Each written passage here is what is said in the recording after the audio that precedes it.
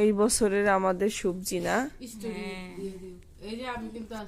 এই যে মূলা, এই যে মূলা কার, এই যে আমাদের ফুলকপি এবারে হারভেস্ট, মাশাআল্লাহ অর্গানিক উপায়ে সব শাকসবজি। এই যে লাল শাক, দেখি ভাবি সরো, ভাবি সরো, ভাবি সরো।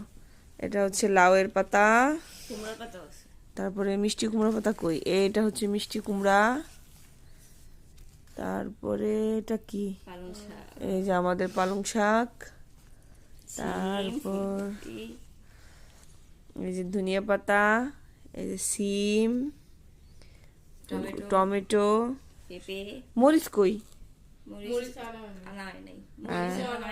মরিচ আছে, বেগুন আছে, মূলা শাক আছে, তারপরে শালগম আছে,